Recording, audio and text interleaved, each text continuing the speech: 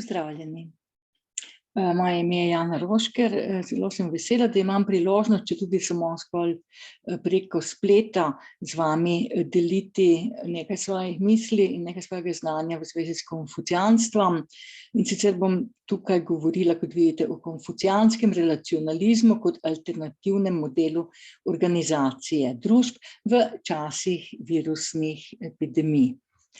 Zdaj, prva stvar, o kateri sem začela razmišljati v trenutku, ko smo bili soočeni s pandemijo, je bila povezana z dejstvom, da gre tukaj za globalni pojav, ki ga lahko razrešimo samo globalno. Trenutna virusna pandemija seveda ni edini globalni problem, ki nas je soočil z dejstvom, da smo vsem političnim, ekonomskim in kulturnim razlikam navkljub vsi v istem čolnu, ki drvi metaforično gledano preko divjih brzic proti slapu padajočemu v globoko brezno. In če smo še pred dobrim stoletjem lahko mirne duše svinjali okolje in tako naprej, pač sedaj ta čoln, katerega krmar je izgubil kontrolo, lahko ukrotimo samo vsi skupaj. In toliko bolj pomemben je, po mojem mnenju, v tem kontekstu medkulturni dialog oziroma transkulturni dialog in upajmo, da bo kmalu postal malce več kot zgolj modna fraza evropskih birokratinj in njihovih moških kolegov. Torej, jaz bom tukaj govorila o uspehih siniškega območja, torej takoj, ko se je pandemija COVID-19 razširila na globalno raven, je nekako se pokazalo, da sodi siniška regija med področja, ki so v procesih eliminacije te epidemije oziroma pandemije bolj učinkovite od evroameriških regij. Jaz bi samo povedala, kaj je to siniško območje. To je večina vzhodne Azije, mogoče razen z izjemo Japonske, zraven sodi tudi Vietnam, Laos, Kambodža in delno tudi Singapur, pa Tajvan in Hongkong seveda. To je torej geopolitična regija, ki je bila v zgodovini pod močnim vplivom kitajske pisave in kulture, zlasti seveda konfucijanskih idej. Zdaj, in kakor hitro je postalo jasno, da je siniška regija dejansko bolj uspešna od evroameriške pri zatiranju pandemije, je večina zahodnih medijev to dejstvo takoj pojasnila kot odraz avtokratskih tradicij, ki naj bi opredeljevale idejno in politično zgodovino vzhodne in jugovzhodne Azije. Zdaj, sinološke študije so pokazale, da je ta trditev neutemeljena, da je senzacionalistična in da temelji na predsodkih. V prvi vrsti je treba tu povedati, da je na primer proti temu predsodku govori že dejstvo, da so najbolj uspešni, najbolj učinkoviti pri zajezitvi pandemije bile ravno države, ki sodijo k tako imenovanim liberalnim demokracijam, kot na primer Južna Koreja in Tajvan, pa tudi Hongkong seveda, medtem ko so avtokratski sistemi, kot so bili, kot na primer Ljudska republika Kitajska ali Severna Koreja, veliko manj uspešni oziroma pri njih pravzaprav nimamo pravih verodostojnih podatkov o njihovi uspešnosti, ampak v bistvu v primerjavi z drugimi regijami vzhodne Azije so zagotovo manj uspešne te avtokratske regije. No, ampak ta teza o domnevni vsesplošni poslušnosti ljudi siniške regije v primerjavi z Evropo in Ameriko, kjer naj bi bili ljudje bolj kritični in manj vodljivi, je popolnoma neutemeljena in neznanstvena. Osnovana je zgolj na vsesplošno razširjeni predpostavki, po kateri v teh regijah prevladuje konfucijanizem, torej konzervativna morala, ki zagovarja gerontokratsko zatiranje posameznic v korist države, nekako omejevanje osebne individualne svobode in tako naprej. To seveda drži za konfucijanizem. A nihče od ljudi, ki slepo zagovarjajo to tezo, pa ne ve, da je bila etika izvornega konfucijanstva za čase, v katerih je nastala, izjemno progresivna, demokratična ter kritična do vseh družbenih in državnih avtoritet tedanjega časa, torej Konfucij je bil neke vrste disident. No, vsekakor moramo v prvi vrsti, ko govorimo o teh zadevah, se najprej naučiti razlikovati med konfucijanstvom in konfucijanizmom, kajti že v zgodnjem srednjem veku je bilo izvorno konfucijanstvo ideološko zlorabljeno za potrebe centralistične države. Tako je iz konfucijanstva, torej izvorno progresivnega filozofskega nauka, nastala dogmatična državna doktrina konfucijanizma, ki se je v mnogih sunitskih regijah ohranila vse do danes in predstavlja dejansko zelo konzervativen, patriarhalen in gerontokratski sistem, ki je osnovan na strogi hierarhiji ter na zatiranju posameznikov, da o posameznicah seveda sploh ne izgubljamo besed tukaj. No, torej, treba, ko govorimo o avtokracijah siniškega območja, razlikovati med etiko izvornega konfucijanstva na eni in normativnem, državnotvorno, konzervativno javno moralo konfucijanizma na drugi strani. Pri prvi gre za etični nauk, tu sem poiskala par citatov iz konfucijanskih razprav, pardon. In kot vidimo, gre tukaj za mišljenje, ki je zelo kritično, gre za podobo vladarja, ki odgovarja ljudstvu v prvi vrsti, in gre tudi za harmonijo raznovrstnosti. Torej, relikte te etike raznovrstnosti so se ohranili predvsem v mehkih demokracijah siniškega območja, na Tajvanu, v Hongkongu, v Južni Koreji in delno v Singapuru, medtem ko je ta ideološka zloraba konfucijanstva, torej državna doktrina konfucijanizma, pa se ohranja in je še vedno v veljavi, predvsem v avtokratskih sistemih Vzhodne Azije, kot sta Severna Koreja in trenutno tudi Ljudska republika Kitajska. No, to, kar je za našo temo pa tukaj najbolj pomembno, je to, da zasluge za učinkovito zajezitev pandemije v siniškem prostoru, da ima zasluge za to predvsem predvsem etika konfucijanstva in ne hierarhija konfucijanizma, torej mi moramo dejansko razlikovati med tema dvema ideologijama. No, in tam, kjer je prevladala, kjer še vedno prevladujejo relikti izvorne konfucijanske etike, to sem prikazala v nekaterih raziskavah, ki jih najdete v moji bibliografiji, katere so te države in na kakšen način vidimo, da je tam dejansko izvorno konfucijanstvo, ta normativna etika izvornega konfucijanstva, ki je zelo demokratična po svoji osnovi, še živa, so dejansko, gre pri tem dejansko za te regije, ki imajo danes vlado tako zvanih mehkih demokracij.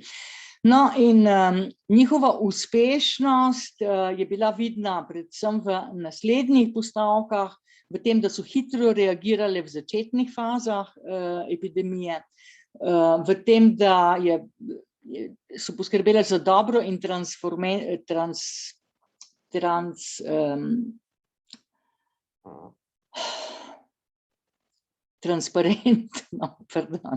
transparentno informiranje prebivalstva. Imajo te države večinoma, mogoče z izjemo Vietnama, Kambodže, odlično delujoč zdravstveni sistem. Zelo pomembna je pri tem dobra organizacija in koordinacija prebivalstva, pa tudi to, da je epidemija videna kot skupni problem, ki ga rešuje lahko samo družba kot celota in ne samo posameznice.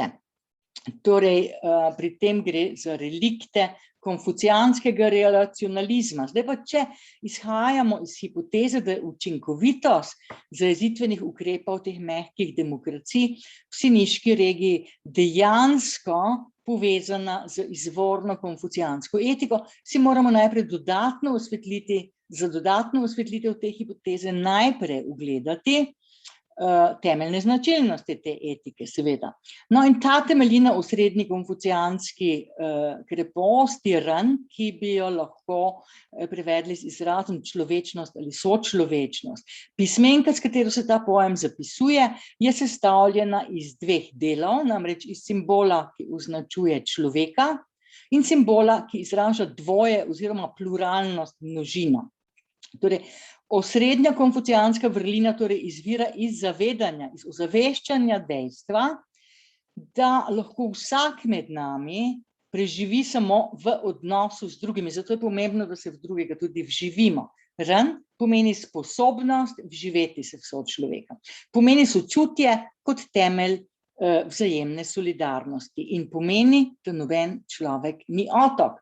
No, v tem okviru se seveda pokaže, da sta samostojni posameznik in izolirana posameznica zgolj idejna konstrukta in da je popolna svoboda samo zavajajoča izmišljotina. Medtem ko so naši odnosi dejstva. Zato so v relacionalizmu individualni problemi vselej dojeti kot problemi skupnosti. In tudi odgovornost ter skrb zase sta nujno vpeti v odgovornost do lastne skupnosti in v etiko skrbi zanjo.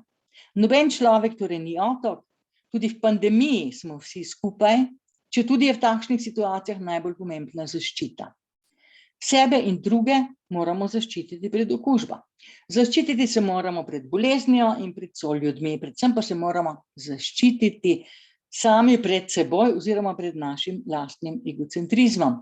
To mi je postalo jasno ob mojem zadnjem obisku vzhodne Azije, ampak o tem kasneje.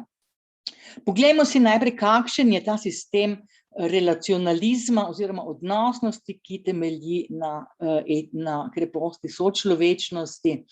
Torej, taki sistemi ne izhajajo iz domnevno samostojnega in neodvisnega individuuma. Etika odvisnosti ali relacionalizem opredeljuje tak sistem skupnosti, v kateri se identiteta posameznih oseb vzpostavlja preko njihovih odnosov s soljudmi. Posamezniki in posameznice se v takšnih družbenih sistemih ne dojemajo kot bitja, ki so v nasprotju z družbo. Razmerje med njimi in skupnostjo, v katero so umeščeni, je razmerje soodvisnosti. Družba je v takšnih sistemih razumljena kot socialna tvorba, ki obstoj posamične osebe sploh omogoča. Saj noben človek seveda ne more preživeti brez soljudi.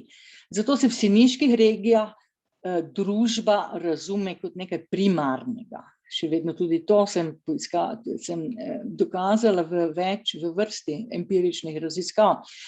Ampak to seveda ne pomeni, da so posamezniki in posameznice v tem okviru nepomembni, saj je jasno, da je družba iz njih sestavljena. In da tudi nje ne bi bilo brez posamičnih ljudi. To ni kolektivizem, oziroma še manj pa je to tisto, kar se pač v neoliberalnih ideologijah nam predstavlja kot kolektivizem.